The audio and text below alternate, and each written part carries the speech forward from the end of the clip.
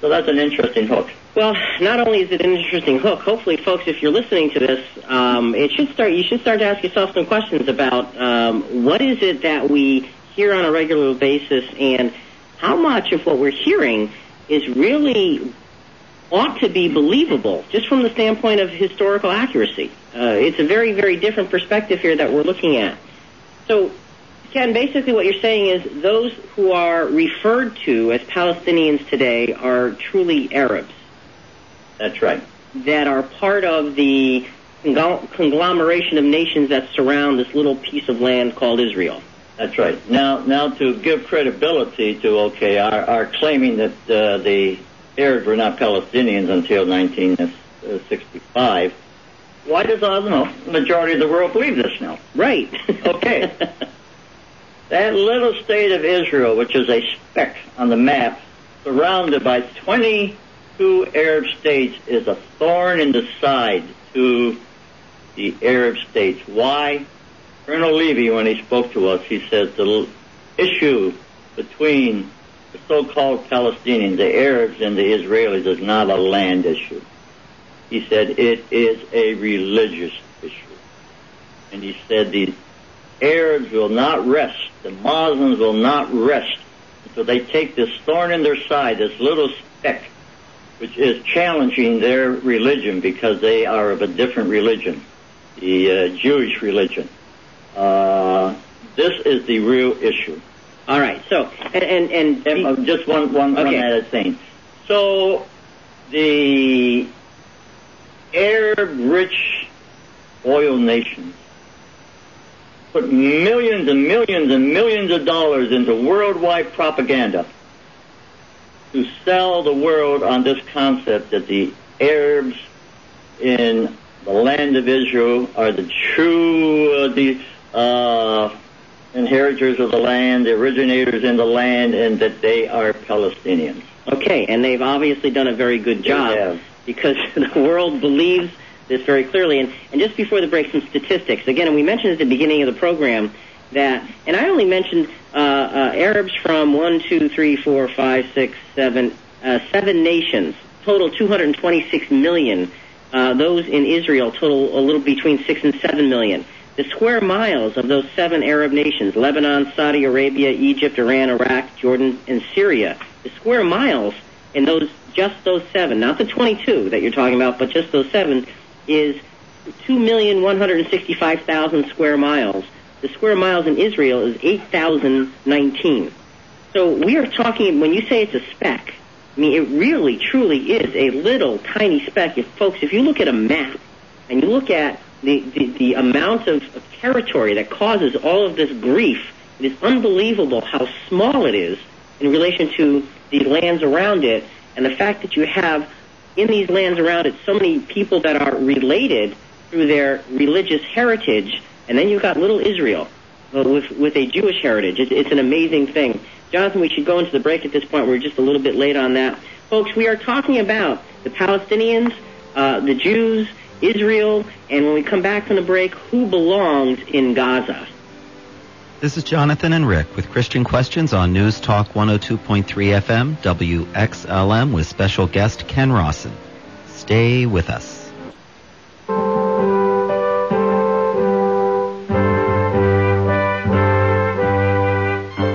Welcome back to Christian Questions on News Talk 102.3 FM, WXLM.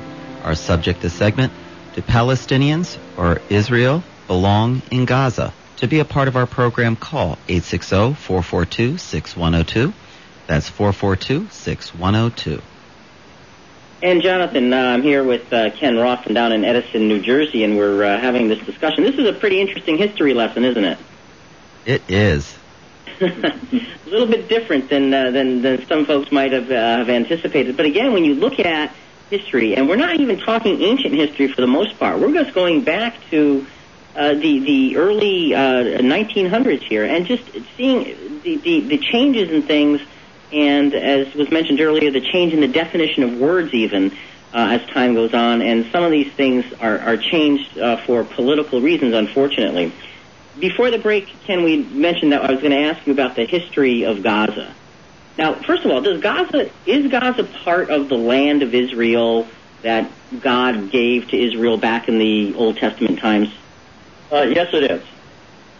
God promised, and he gave the definitions of the land way back in the book of Genesis, and Gaza is mentioned in Genesis 15. It's mentioned in Numbers, the book of Numbers in the Old Testament, the book of Deuteronomy, as being a part of the land that God was giving to Israel. And somebody might say, yeah, but that's the Bible. But the Bible is Jewish history. You know, in Israel, when they study Jewish history, you know, we have it in our schools, we have an American history textbook. Right. They study the Bible. That's their history. And atheists who are Jews believe that history because they know it's accurate. Ben Gurion was an atheist for many years, but he accepted the Bible as the accurate history of Israel, and that's what it is. Our Old Testament, the Christian Old Testament, and their Bible, the Tanakh, which is the same thing, is their history book. So God gave that land to Israel. Then before 1948, when Israel became an independent state, in 1917, the British government, the Balfour Declaration, declared that the Jewish people would be given the Holy Land as a Jewish state. And Gaza was in that land promised by the Balfour Declaration in 1917. The Balfour Declaration was confirmed by the League of Nations in 1921, and Gaza was a part of that land that Britain was given a mandate over to prepare for a Jewish state. And I'm assuming the West Bank was part of all of this as well. Okay, well, let's go a little further than that. Actually, in the Balfour Declaration and in the 1921 League of Nations mandate, the East, well, draw a line in your mind to the audience. Okay. Audience. Draw a line in your mind, and to the left of that line, west of that line, and on a map, to the Mediterranean Sea. Well, that line is the Jordan River, and west of that to the Mediterranean Sea is the land of Israel. Okay. As it is today.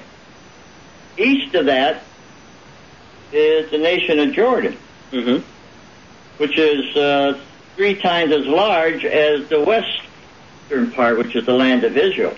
Both of those were given. There was no such thing as the nation of Jordan at that time.